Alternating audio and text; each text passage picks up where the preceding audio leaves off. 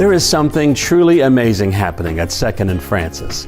I'm Tim Doyle, Director of the Restoration Project. And for the past 5 years, we've been working on bringing this beautiful 150-year-old warehouse back to life. The results have so far been rewarding. We've concluded that this building and her sister to the west were built sometime in the mid-1850s, making them two of the oldest structures left in the original blocks of downtown St. Joseph. We know that the Planters House Hotel, for instance, was here in 1859 when Abraham Lincoln stayed there while he was running for president. So the buildings have to be at least that old.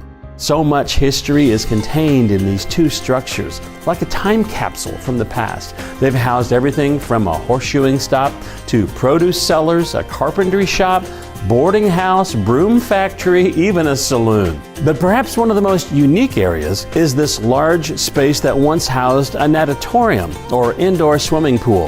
From 1897 to 1914, this was a place where patrons had the rare luxury of coming in out of the heat to cool off and wash away the dust and cares of the day. With water furnished from the nearby Missouri River, architectural evidence in the building still exists as a reminder of that bygone era. We feel there's so much history here, so much of the character of the early golden days of St. Joseph's beginnings. It's a story that needs to be told, one that should not be forgotten.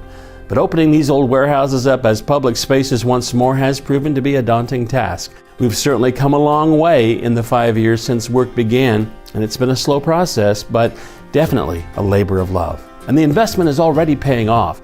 Over the past 5 years, we've hosted events such as the Big Muddy Mini Makers Fair, Missouri Western State University operas, barbershop chorus concerts, and our own annual Vintage Christmas Open House, just to name a few.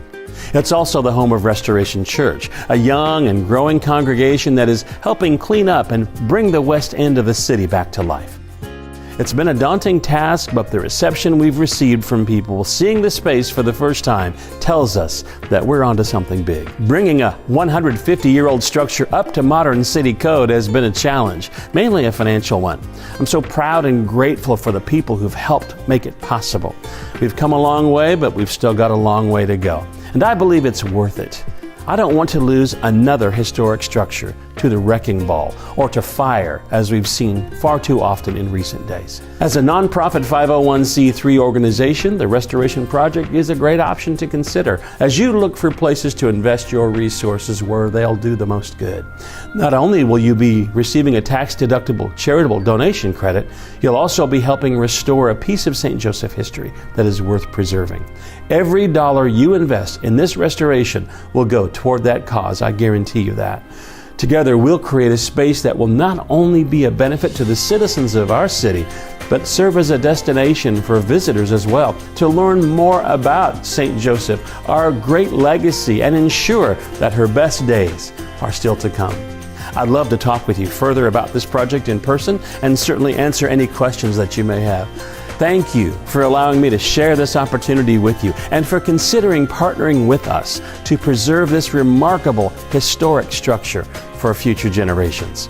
We believe, as the old sign atop the Corby building 100 years ago declared, that St. Joseph is indeed a city worthwhile. I'm excited to see what we can build together to make sure it continues to be so.